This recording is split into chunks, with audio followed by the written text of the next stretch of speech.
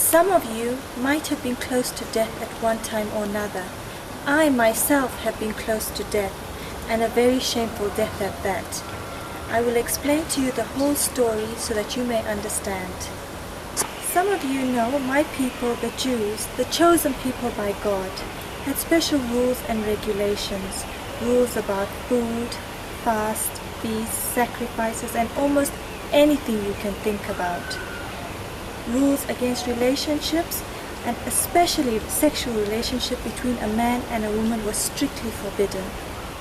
Except, of course, with your married partner. The penalty for a woman who was caught with a man who was not her husband was stoned to death.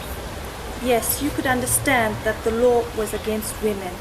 Although men had been guilty, still women were condemned and accused. She was seen as a seducer.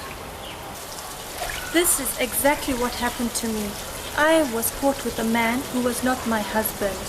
When the Jews heard about this, they grabbed me by the arm and took me to a public place.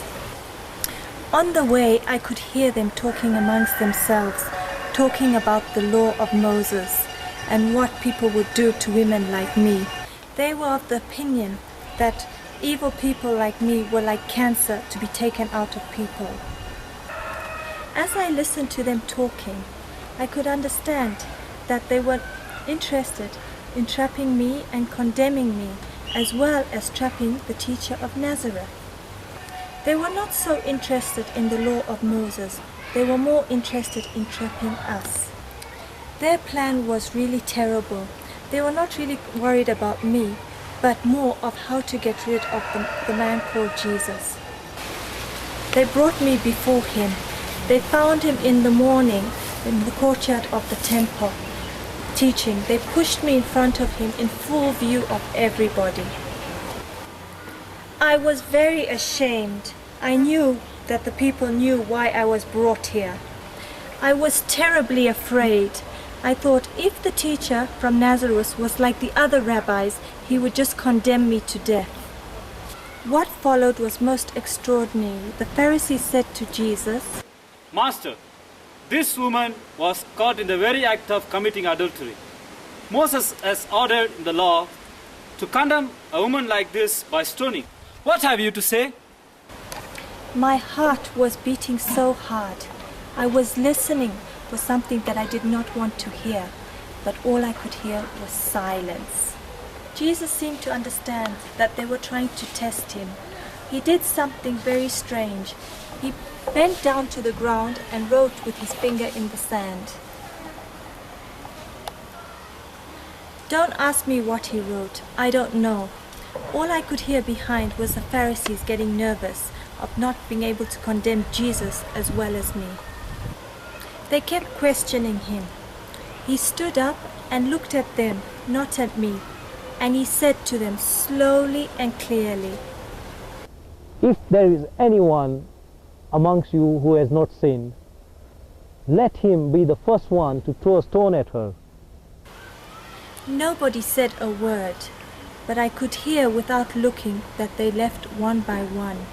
Later I was told that the elders left first. I'll leave it to you to guess why. As for Jesus, he bent down to the ground again and began to write in the sand until everybody had left except him and me. I thought he was going to ask me questions like, who was that man, or why did you do that knowing that it was bad? But he said, "Woman, where are they? Has anyone condemned you?" I was amazed that he was asking about them and not about what I had done. So I simply said, "No, sir." And he said to me, "Neither do I condemn you. Go and sin no more." This is how I am alive today. I saw death in the face, but I was saved by a man so different from others. A man who was not thinking of the law first, but of a fellow human being. He was not afraid of the angry leaders, but was able to show compassion to a sinful woman like me. Do I need to add that what I did before, in the past, I never do again? It belongs really to the past.